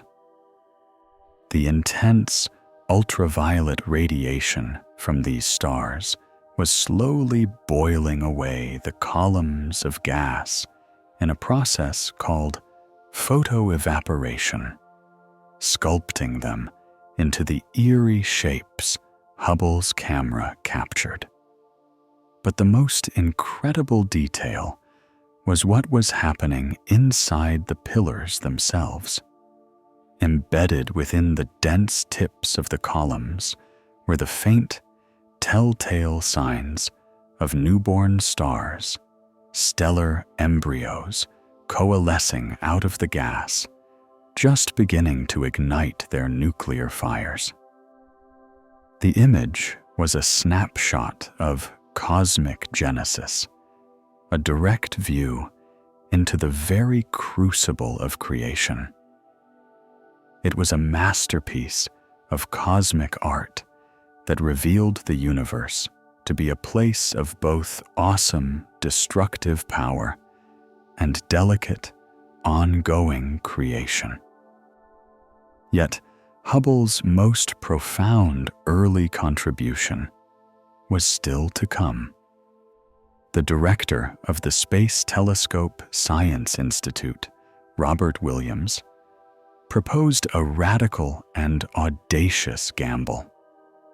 He wanted to use his discretionary observing time to point Hubble at a single, tiny, seemingly empty patch of sky and just stare at it for 100 consecutive hours over 10 straight days. The idea was controversial. It seemed a colossal waste of the world's most oversubscribed telescope to spend so much precious time on a spot where, by all appearances, there was nothing to see. But Williams was convinced that the darkness was not empty. It was just very, very far away. He staked his reputation on the gamble, and in late 1995, Hubble began the observation. The target was a speck of sky near the handle of the Big Dipper, a region no bigger than a grain of sand held at arm's length. For 10 days, the telescope patiently collected every single photon that fell onto its mirror from that one minuscule direction in space. The resulting image, a composite of 342 separate exposures, was unveiled to the world in January 1996. It was called the Hubble Deep Field, and it changed everything. The patch of sky was not empty. It was overflowing with light. Contained within that one tiny speck of darkness were nearly 3,000 distinct objects. And with a handful of exceptions, every single one of those objects was a galaxy. There were majestic spirals, like our own, massive reddish elliptical galaxies, and a host of strange, small, irregular galaxies, the building blocks of the cosmos. Because the light from these galaxies had taken billions of years to reach us, the image was not just a map of space, but a tunnel through time. Hubble was seeing these galaxies as they were when the universe was just a fraction of its current age. It was a point core sample, revealing the universe in its infancy, its chaotic and creative adolescence, and its mature adulthood, all in a single frame. The Hubble Deep Field was a humbling, profound, and transformative look into the true scale of the cosmos. The universe wasn't just big. It was unimaginably full, teeming with a richness and a history that exceeded our wildest speculations. The view that Lyman Spitzer had dreamed of, the one that had been so cruelly blurred and denied, was now, at last, magnificently and gloriously revealed. The triumphant first images from the corrected Hubble were not an ending, but a new beginning. The harrowing mission of 1993 had not just saved the telescope. It had proven a revolutionary concept. Hubble was not a static, disposable satellite destined to grow obsolete and fall from the sky. It was a permanent, renewable observatory, a scientific outpost in orbit that could be visited, repaired, and reborn time and time again. The success of the first servicing mission transformed the program's future from one of mere survival to one of sustained, ever-increasing ambition. The era of repair was over. The era of upgrades had begun. The universe that had been unveiled was about to be explored in ways its original designers had never thought possible. In February of 1997, the Space Shuttle Discovery once again rendezvoused with the Great Telescope. This was servicing Mission 2, a mission not of desperate rescue, but of profound enhancement. The astronauts installed two powerful new instruments, giving Hubble senses it had never possessed before. The first was the near-infrared camera and multi-object spectrometer, or NICMOS. This was Hubble's ticket into the hidden universe. Much of the cosmos, particularly the birthplaces of stars and the cores of dusty galaxies, is shrouded in vast clouds of interstellar dust that are opaque to visible light. But infrared light, which is essentially heat radiation, can penetrate these dusty veils. With NICMOS, Hubble could now peer into the hearts of stellar nurseries, watching protoplanetary disks coalesce around infant suns. It could see the brilliant, violent cores of galaxies that were otherwise completely obscured.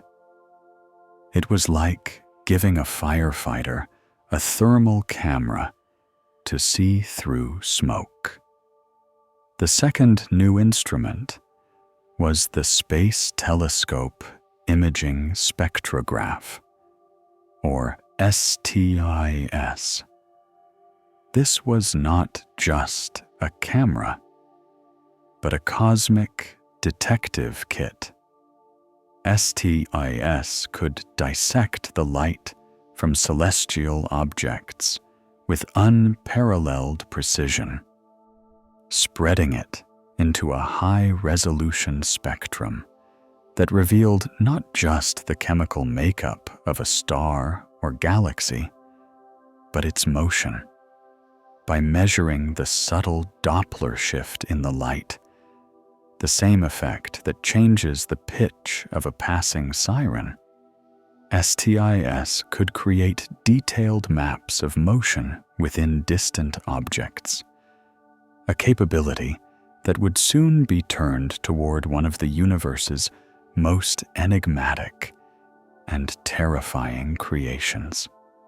For decades, astronomers had theorized that the hearts of most large galaxies concealed a monster, a supermassive black hole, a gravitational singularity, millions or even billions of times the mass of our Sun. The evidence was circumstantial, but compelling. But seeing one directly was impossible, as a black hole, by its very nature, emits no light. The proof had to be found in its influence on the space around it. With the new power of STIS, astronomers pointed Hubble at the core of the giant elliptical galaxy Messier 87. There, the instrument focused on a disk of gas swirling around the galactic center. By measuring the light from opposite sides of the disk, STIS could see that one side was moving towards us while the other was hurtling away at the astonishing speed of over 1,000,000 miles per hour. The only thing that could whip gas into such a furious, high-speed dance was an object of truly colossal mass, packed into an infinitesimally small space. The calculations were undeniable. At the heart of M87 lay a black hole with the mass of 3 billion suns. Hubble, with its new spectrographic vision, had provided the first definitive kinematic proof of a supermassive black hole, confirming that these gravitational behemoths were not just theoretical curiosities, but a fundamental component of galactic architecture. Hubble's continued success was entirely dependent on its intricate system of 6 gyroscopes, which allowed it to maintain its steady, precise aim. But by 1999, 3 of them had failed. With a 4th on the verge of breakdown, the telescope was perilously close to being unable to orient itself, a blind and adrift derelict. A planned servicing mission was split in 2, and in December of 1999, Servicing Mission 3A was launched as an urgent, life-saving intervention. Astronauts performed another series of daring spacewalks to replace all 6 gyroscopes and install a new, more advanced central computer, giving the aging observatory a 21st century brain. Just over 2 years later, in March of 2002, the second part of the mission, SM-3B, arrived to complete the upgrades. This mission installed the Advanced Camera for Surveys, or ACS. The ACS was a quantum leap in imaging technology, a wide-angle camera with 10 times the efficiency of the original WFPC-2. Its installation was like upgrading from a small personal camera to a vast IMAX screen, allowing Hubble to take sweeping, panoramic vistas of the cosmos with breathtaking clarity and depth. The ACS camera was soon put to use on a project that dwarfed even the original Hubble, Deep Field in its ambition. Astronomers once again found a seemingly blank patch of sky and pointed Hubble at it, this time for over 11 days, collecting nearly 1 million seconds of exposure time. The resulting image, the Hubble Ultra Deep Field, was the deepest portrait of the universe ever taken. It contained 10,000 galaxies, reaching back over 13 billion years in time to an era just 400 to 800 million years after the Big Bang.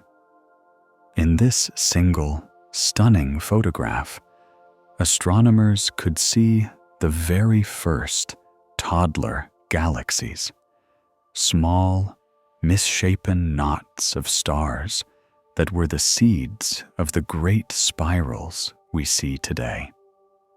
The ultra-deep field provided a family album of the universe, allowing scientists to watch how galaxies grew, evolved, and merged across almost the entire span of cosmic history.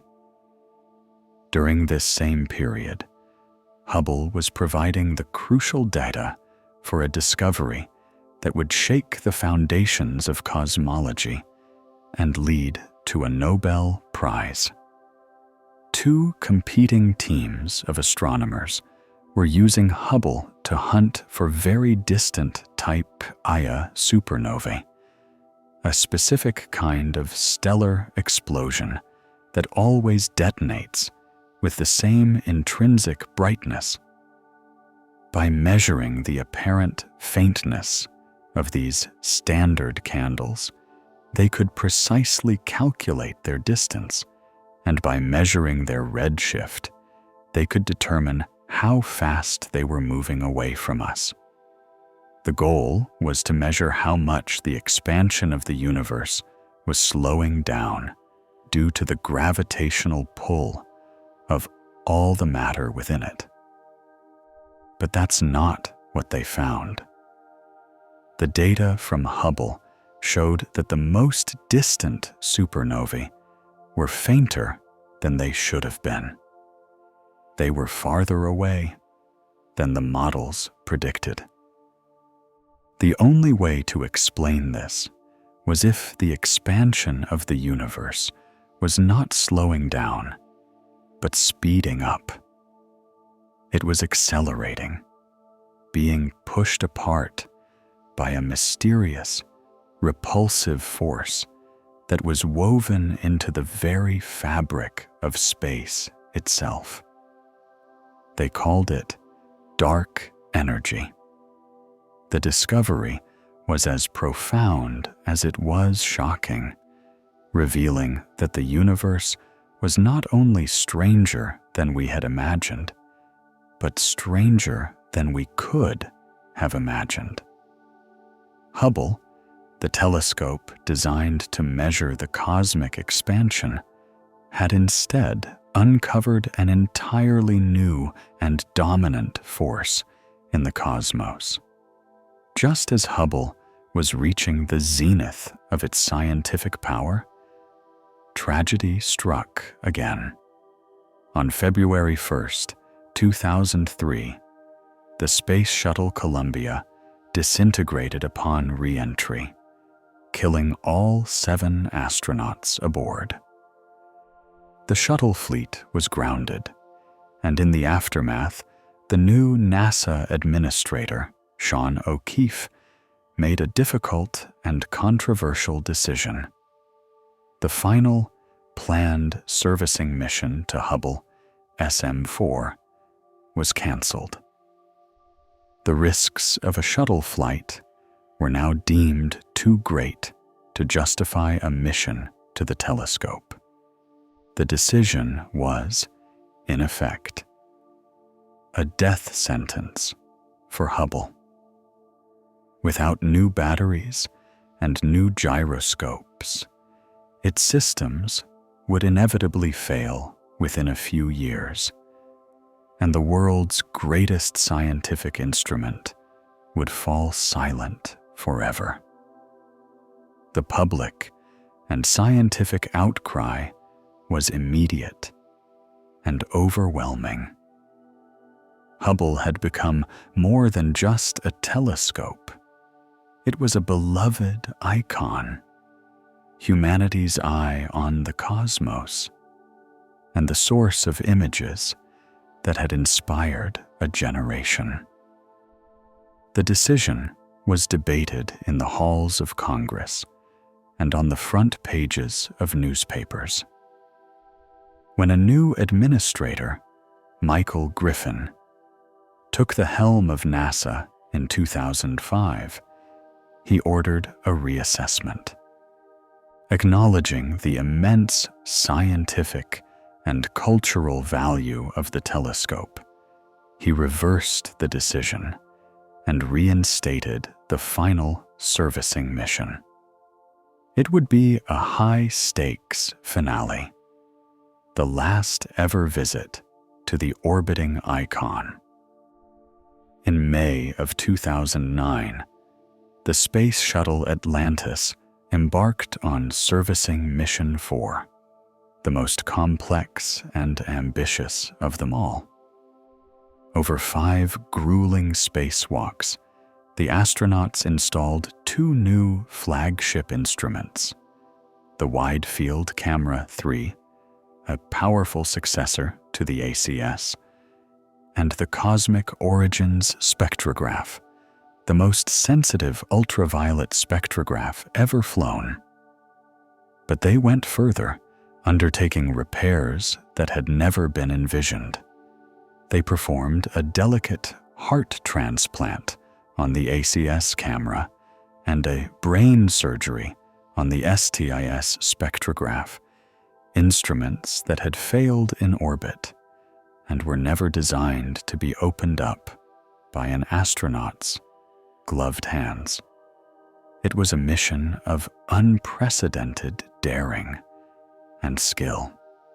When Atlantis departed, it left behind a Hubble that was, for all intents and purposes, a brand new telescope with a full suite of repaired and state-of-the-art instruments, at the absolute peak of its scientific power.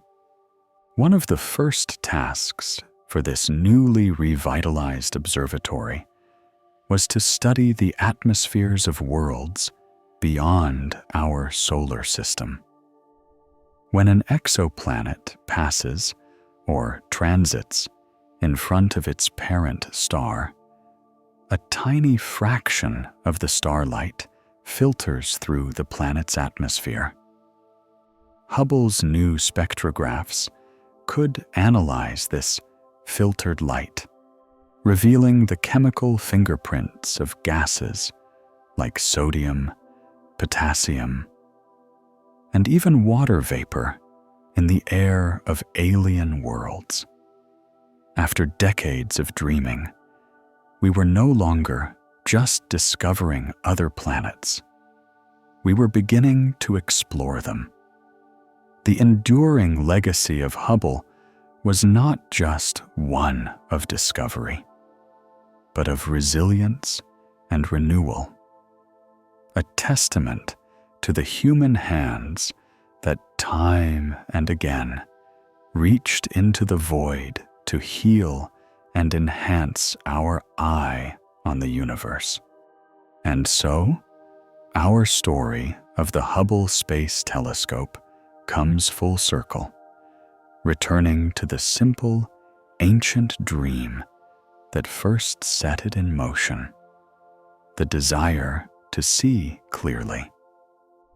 It is a story that began not in the pristine clean rooms of NASA or the fiery crucible of a rocket launch, but in the minds of visionaries who looked up at the twinkling, blurry stars and refused to believe that this was the best view the universe had to offer. It is a tale of a 40-year journey, a relentless pursuit of a single, audacious idea. It is a human drama charting a course from the heights of scientific ambition to the crushing depths of a catastrophic public failure, and then, against all odds, to a triumphant and daring redemption in the hostile vacuum of space.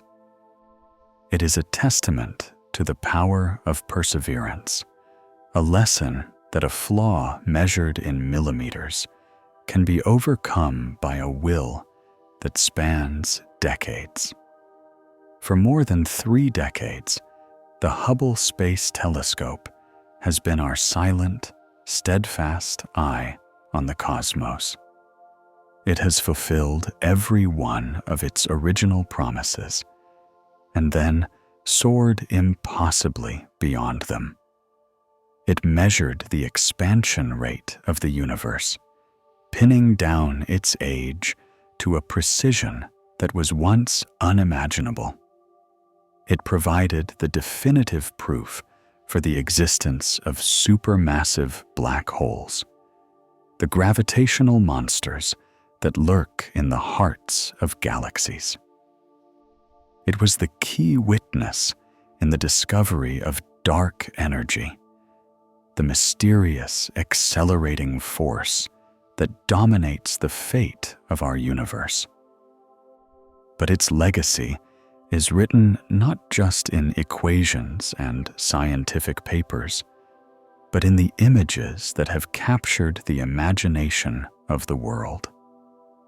Through Hubble's eye, we have drifted through the ethereal beauty of the pillars of creation, where stars are being born.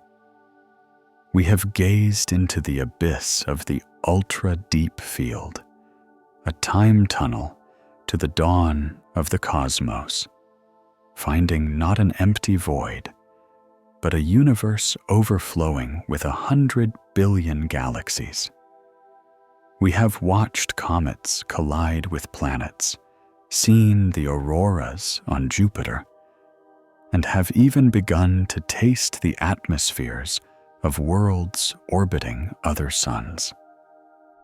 More than any single discovery, Hubble's greatest contribution has been to our collective cosmic perspective. It has taken the universe from the abstract realm of professional astronomers and brought it into our homes, our classrooms, and our consciousness. The images it has sent back are more than just data. They are works of art, celestial landscapes that have become a part of our shared human culture. Hubble transformed our vision of the cosmos from a static collection of distant lights into a dynamic, evolving, and breathtakingly beautiful place. It showed us a universe of unimaginable scale, of shocking violence, and of delicate, ongoing creation. In doing so, it has profoundly reshaped our understanding of our own small, fragile place within that vastness. The story of Hubble is, in the end, a reflection of the best of our own nature. It is a monument, not of metal and glass, but of our unyielding curiosity, our ingenuity in the face of failure, and our profound, unshakable need to know where we came from, and to see for ourselves our place among the stars.